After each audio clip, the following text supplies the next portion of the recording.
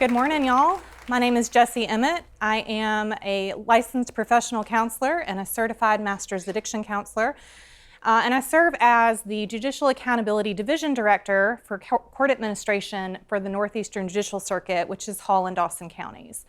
So in this role, I get to oversee treatment services, misdemeanor probation services, and pretrial services. And I'm here this morning to talk to you all about something that I'm really passionate about and have devoted my career to, which is criminal justice reform and helping the members of our community that are struggling with addiction, substance use, or mental health issues, and that connection with the criminal justice system. So criminal justice reform, what is that? I think if you ask the average person, maybe they have an idea, maybe they've heard about it. We normally hear those buzzwords when there's like an election coming up, or if you accidentally turn your TV to C-SPAN and then immediately fall asleep. But criminal justice reform, when you really start to pull the layers back, it touches all of us, and it really does affect our community as a whole.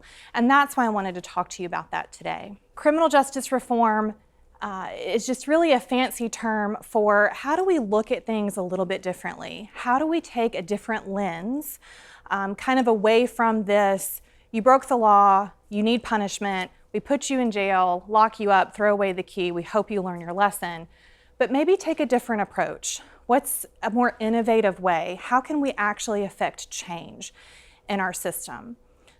Here in Hall County, one of the most effective and innovative ways that we've done that is through the creation of our accountability court system. And I've had the pleasure of working with our accountability courts for about 13 or 14 years and absolutely love it. In 2001, under the leadership of Judge John Gerardo, several judicial leaders, some elected officials, and just passionate members of our community came together and they studied, what does drug court look like? So in 2001, drug court was still a pretty novel idea. The first one started in Florida back in 1989, so we're still only about 10, 11 years old at this point. But drug court was this idea of how do we take folks that are coming into our criminal system on a first-time offense. Maybe it's somebody, they don't have a record, seemingly looks great, right? Looks like a normal, everyday citizen on the outside. They've got a job, they have a family. They're going to church, they're doing all these things, and then all of a sudden, maybe they've got a year or two where there's some poor decisions being made. And now they're standing in front of a judge with a felony possession charge. And it's not this hardened criminal that we think of. So what Judge Gerardo did, and different leaders in our communities, they started this program and they said, okay, we're gonna give this a shot. So instead of you going and just serving your time in jail for a year or two on the taxpayer's dime and not learning any lessons or making any change, let's ask a different question. Let's ask why. Why are you standing here today? What has led to these decisions? And when we start to really kind of ask that question and look at things differently, and we're looking at someone as an individual instead of just someone that made a mistake or made a poor decision, we start to look at folks as we would our family member or our neighbor or our coworker or our best friend. And then the perspective changes, right? Then we're more invested. And so drug court came together and started this program, and we started bringing folks in. And instead of, like we said, going to jail, it's, okay, well, how about you agree to start doing some treatment? If it's substance use issues, let's get you connected with a counselor. Let's get you in group sessions. Let's get you in individual therapy. Let's dig down and find out what's behind that. What's driving this addiction? What's driving all of these decisions?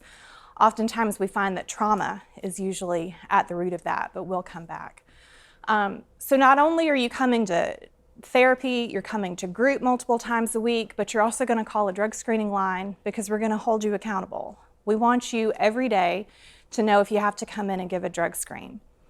Might seem kind of harsh, but every time you get to come and submit a drug screen is an opportunity to show, yeah, I am making good decisions. Yes, I am stronger than what this addiction is. I can do this with the support of other people around me. You're also coming to court. So one of the great things about the accountability courts that sets them apart from the rest of the system is that we've got players that normally don't play that well together in the sandbox, like your prosecutor and your defense attorney, sitting at the same table, along with probation officers, law enforcement, the judge, treatment providers, experts in the field, and everybody has this common goal of how do we serve this individual that's here today? How do we eliminate barriers for them? How do we help them achieve their goals, make better decisions, overcome maybe these addiction or these substance use issues? If it's mental health, how can we get them connected to the right doctors? How can we get them stabilized on medications? What is it, again, that's driving all of these decisions, and how can we help? How can we walk alongside someone that wants to make some changes in their life? So they're coming into court, they're giving reports on how they're doing, they're having to get work jobs, right? So you're not just sitting at home all day. You're gonna go and work a productive job. You're gonna contribute to society. Maybe you didn't finish school. So we're gonna help you kind of go back to school, get your GED, or maybe you never finished your degree or have higher aspirations. Let us help you do that. So we're bringing everybody together, we're coming in, and we had great success with this. We start seeing individuals that are making significant changes. So maybe family has written them off, or you've got this loved one and you've just made all of these mistakes and family doesn't trust them anymore. But now, every day, every week, they're consistently showing up. They're consistently being honest. They're consistently trying. And they're showing that, hey, that wasn't me. This is me. This is who I am. I'm here for you. And so we start to see relationships repaired, which in my opinion is the greatest part of the work that we do, is when we see individuals, especially at graduation, 2 years that they come into our program and they do all of this work, and then it culminates in graduation and you see family and you see their children. And you see this love and this bond that's been restored, and that's beautiful. And that's why we do this work. So drug court was the pioneer, starting in 2001. Then we onboarded lots of other programs over the years. Next came mental health court, which also has a specialized veterans treatment court track. That specializes in individuals with severe and persistent mental illness, or maybe co-occurring disorders.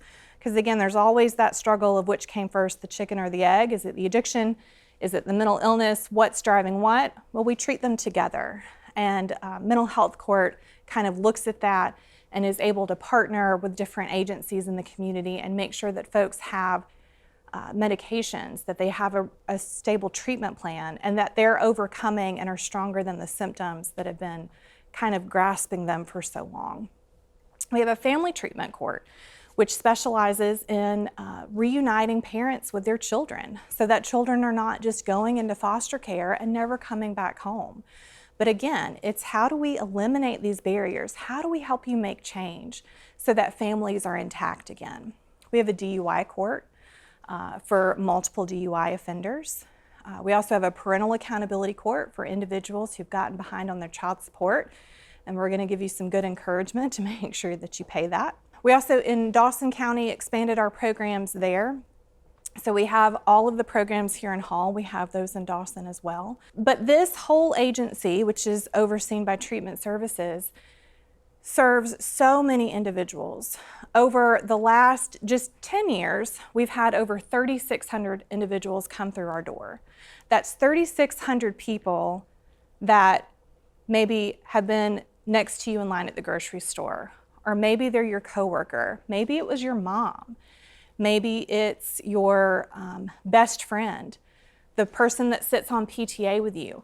You don't know, because the thing about mental health and addiction is that it doesn't discriminate. It doesn't care what your last name is. It doesn't care what part of the county you live in or what school you went to, what car you drive. It doesn't matter. What matters is that it has now taken over, and now you're in the grips of this addiction, or maybe there's this hopelessness, or you don't know where to turn. So our goal, and I think again, when we go back to criminal justice reform, is we look at things through a different lens. And we're much more compassionate. And we're going to hold you accountable because, yes, you did break the law or you've made mistakes. But the message is that those mistakes or maybe what you've done does not need to define who you are, right? Let's get down to the root.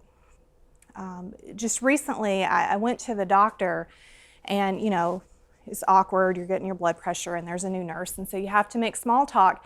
And she asks what I do and I give my little elevator speech. And without, I don't think there was any malintent, but she responds back. She's like, oh, it must be hard working with such bad people. And I just kind of cringed inside a little bit because even though I don't think she meant anything, offensive by that, there's still this mindset of, well, if you've ever gotten in trouble or if you've ever had an addiction or if you suffer with anxiety or depression or whatever, you're kind of a bad person. And that's just it's not true. I think we've come a really long way, especially in our community with all of the awareness campaigns that we do, and there's so much advocacy work for when you need help, how do you reach out? Or addiction doesn't mean that you're laying on the side of a road with a needle in your arm. That's kind of the addict that we think of, but that's not the truth, right? Like maybe you had a knee surgery and you were prescribed pain pills by your doctor and you had to take the pain pills for a little while because there was a complication with your surgery. Now all of a sudden those pain pills get taken away and your prescription's not renewed, but the pain is still there and you don't have anything to mask that pain anymore. What do you do? Or maybe you're the mom and you find yourself as a single parent and you're having to work 2 jobs and take care of your children. And you also, don't forget, you've got to do laundry and have lunches packed and make sure that the house is clean and have enough energy to do all of that on 3 or 4 hours of sleep. How do you stay awake? So sometimes folks turn to things that we consider bad, but that doesn't make you a bad person. And that's really what the courts, and I think our community as a whole, is really trying to look at and show, is when one person gets stronger, we all get stronger. And that's the message. That's what the goal is, right? So to date, we've graduated over 2,500 participants from our accountability court programs. 2,500 families that have been restored.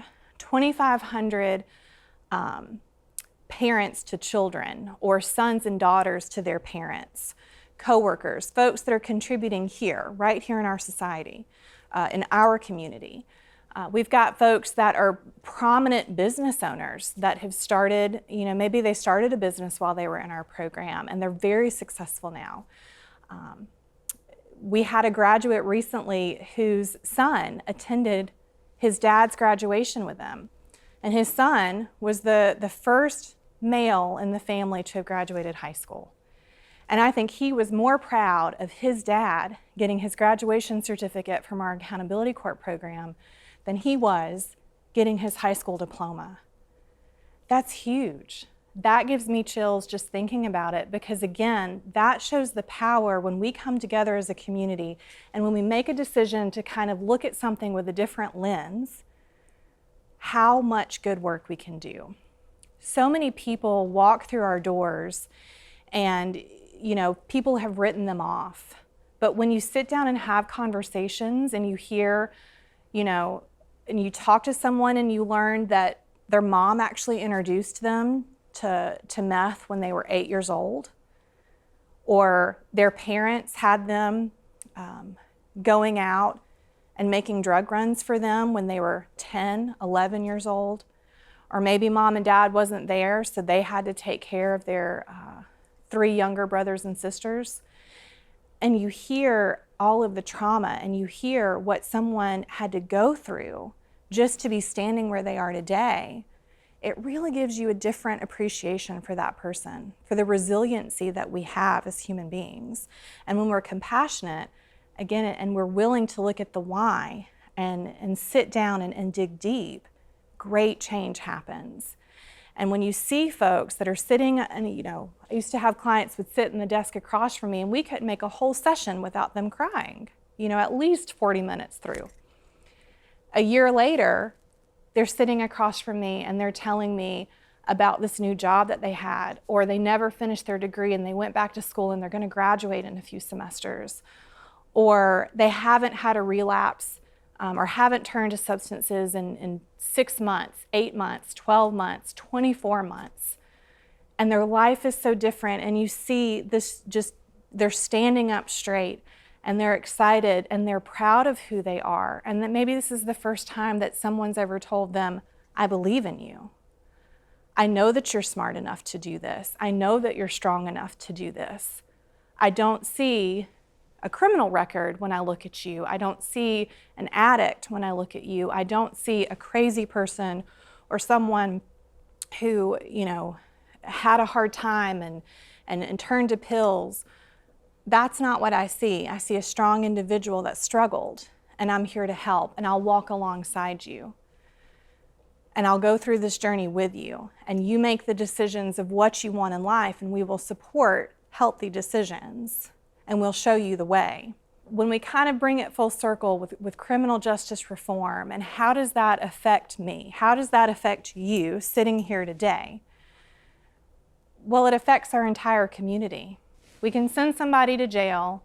As taxpayers, we're going to pay over $50 a day to house and feed someone sitting there. Or we can decide, do we make sure that we're folks that we're scared of, that truly need to be kind of separated from society, are incarcerated, but folks that we're just mad at, or maybe we're a little disappointed in because they broke the law, but there's, again, more to the story. Can we invest? Can we give them this chance? And I think that our programs here have proven over time, when you take all of the graduates, and there's this economic impact study that was done several years ago on how much economic impact one graduate of an accountability court has on the state of Georgia. When you add all of that together with the graduates that we've had to date, that's $57 million of economic impact. $57 million, again, for our community, our taxpayer money, all of that. That's adding to the benefit of our community. That affects all of us. When it's your family member, when it's, again, your coworker, your friend, maybe it was you. Maybe you were afraid to stand up and say, yeah, I've struggled with that. I think the pandemic really brought to light for most of us that mental health and mental illness is real, right? When we're isolated and we had nowhere to turn and we didn't know what was going to happen, and there was a lot of anxiety and there was a lot of unrest during that time. So many people lost loved ones, or they were terrified of being sick. Personally, my grandmother didn't leave her house for 6 weeks, and it was awful because I just watched how scared she was, and she was vulnerable. And I was terrified, like, what if I gave something to my grandmother that caused her to be sick? And you don't think about it because we just kind of continue to go day to day, and we have all of this stress and anxiety, but sometimes it's too much. And when it becomes too much, we can't be afraid to reach out. We can't be afraid to say something. And one of the beautiful things I think of our community, especially Hall County, is we're a very loving, understanding, and caring community. From the court side, and like I said, I've been doing this for many years, but we have an amazing, compassionate, and progressive bench. They're very treatment-minded. Our judges don't want to just lock folks away. They want to look at it through a different lens. And I think that that's kind of spread out, and that's really now the normal lens that we look at in our community, and I think that that's beautiful, and that's one of the things that we're very proud of, and we're recognized on a state level. We're also been recognized on a national level for the work that we've done in criminal justice reform, and that all is part because of the support from folks just like you sitting here today, and what you do, and how we look at things, and how we accept people and accept challenges, and are willing to make this commitment that we're going to stand together. So with all of that, I appreciate everyone's time. If I can ever be of assistance, especially if you find yourself or need resources with the criminal justice field, I am always here to help. But if you or a loved one are struggling with substance use issues, or mental health issues, or maybe it's one of those things, especially here where we like to tuck that away, right? Like when company comes over, everything looks great, but just don't open that closet door because everything's going to come tumbling out. It looks perfect, but it's really not. Reach out. Reach out to a trusted adult. Reach out to a friend that you know is going to be there and is going to be understanding. Because I promise, if you reach out, there will be a hand that will help you and see you all the way.